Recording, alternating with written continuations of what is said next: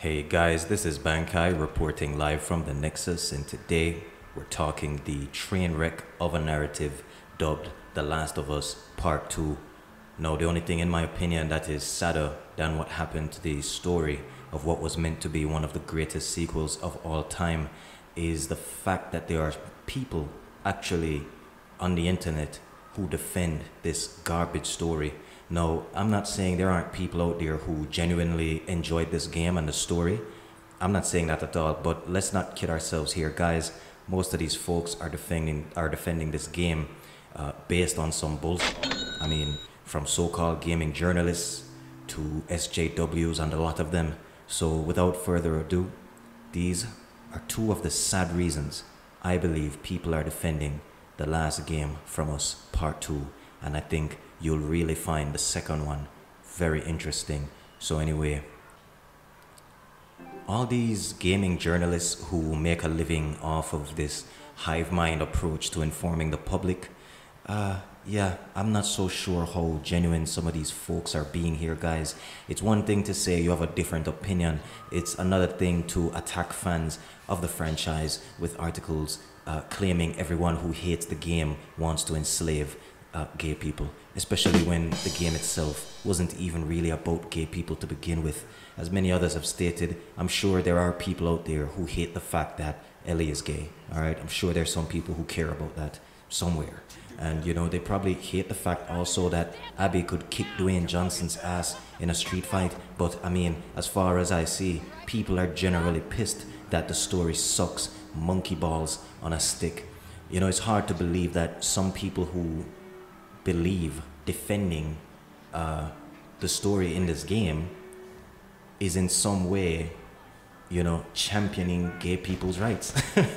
I mean, actually, no, guys, it's a fucking video game, and Ellie is the main character who is bi, I believe. As far as I can tell, Ellie's bi. You know, she seems to have interest in some guys, or at least it was kind of hinted at. I mean, anyway, she was not the major problem with the game, all right? Ellie was not the major problem with this game. Her decisions, sure. The actual, you know, major problem, or one of them, with the game was Abby, who is a straight woman, believe it or not. And I have yet to see the mobs with pitchforks trying to crucify Ellie because she is often overcome with the urge to bury her face in Dana's crotch. I mean, tons of the narratives simply don't work, guys. Like the half-assed way they wrote Abby's leader out of the story. I forget his name, the black guy who was actually pretty intimidating. He was a pretty intimidating character and had loads of potential, but I mean, you saw what happened there. There was also the whole mess with Joel's death, but we all know the different reasons why that was all just bullshit.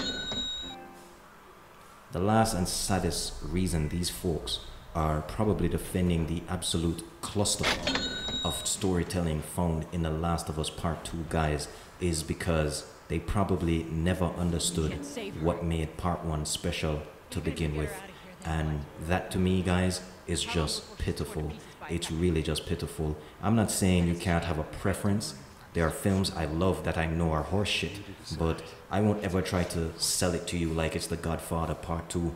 You know, when you see people coming online trying to make these bold claims about The Last of Us 2 being this masterpiece and being an improvement on The Last of Us Part 1 in every way as far as a narrative, I mean, how on earth could I honestly believe that these people are being honest here, guys?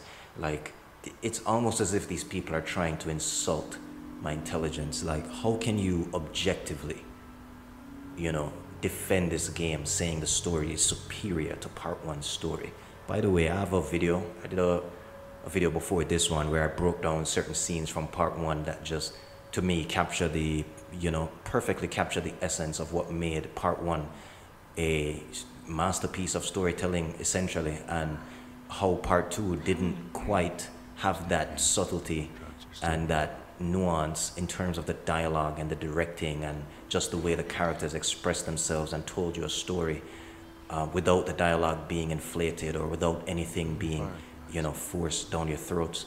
And you should definitely check that video out. I'll link you to it right now. Anyway, guys, that's just my 2 cents. Again, I'm not saying, you know, none of these people are being genuine in terms of preferring Part 2. There are stuff you know, there's stuff there that part two got right. But to me, for you to say objectively speaking, the story and directing and everything was superior to part one, I mean, come on, no, guys, like, I'm not a flinging monkey. I'm not insane. Like, how can we really try to pass that off as a fact, as a hardcore fact? If you prefer it, fine. But to say it's technically better, no. No, sorry. I just can't rock with that one, guys. I can't rock with that one. Anyway, that's enough from me. What do you guys think? Do you think The Last of Us Part 2 is technically superior to Part 1? Or do you think these people are talking out their asses? Be sure to leave a comment below and share your thoughts. By the way, remember to like and to share this video, and definitely hit subscribe. Unless, of course, you're a waste man. That's right, guys. I don't make videos for waste man. Until next time, bang, guy out.